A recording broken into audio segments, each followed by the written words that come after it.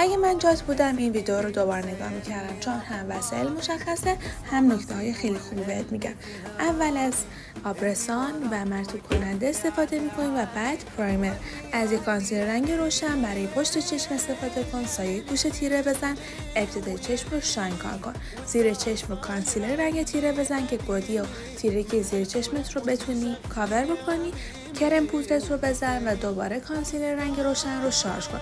برای اینکه صورتت ملیح باشه خیلی کانتور نکن و از رنگ رژگونه باربی استفاده بکن که از اون حالت زردی پوست رو در بیاری. از موژه گوشه بلند استفاده کن تا کاملا چشم رو کشیده کنی. یه راز مهم توی میکاپ هستش، برام کلمه راز رو کامنت بکن تا برات توضیح بدم. این ویدیو رو هم حتما لایک کن، سیو کن و شیر کن و هر سوالی داری توی کامنت ها ازم بپرس. بفرست واسه دوستت که عاشق میکاپه و عروسیش هم نزدیکه.